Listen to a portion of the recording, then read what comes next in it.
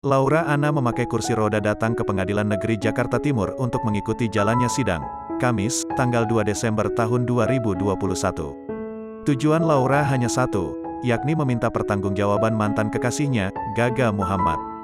Dulu saat mereka masih pacaran, Gaga mengemudikan mobil hingga terjadi kecelakaan dan membuat Laura lumpuh. Kini ia menuntut keadilan lewat pengadilan. Upayanya tersebut mendapat dukungan dari sejumlah selebritas tanah air, mulai Raffi Ahmad hingga Atta Halilintar.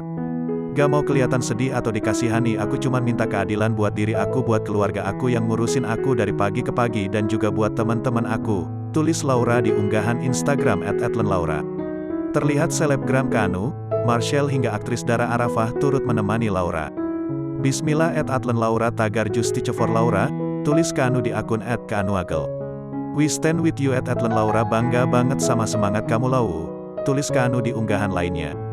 Sementara itu, aktris Dara Arafah yang ikut mendampingi Laura juga ikut memberikan dukungan melalui unggahannya. Dukungan untuk Laura juga ditunjukkan oleh Raffi Ahmad dan Atta yang sama-sama mengunggah video ketika Laura memasuki ruang persidangan. Kemudian dibalas Laura dengan ucapan singkat yang menggambarkan rasa syukurnya atas dukungan yang diberikan.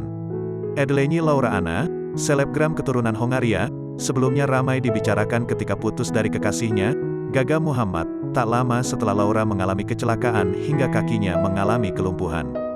Dalam kecelakaan yang terjadi Desember tahun 2019 tersebut, posisi duduk Laura ada di samping Gaga.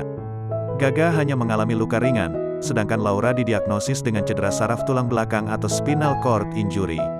Tak terima dengan sikap Gaga yang tak bertanggung jawab bahkan memutuskan hubungan mereka setelah kecelakaan, Laura membongkar kelakuan Gaga di media sosial. Baik Gaga ataupun Laura sama-sama memiliki cerita versi mereka masing-masing.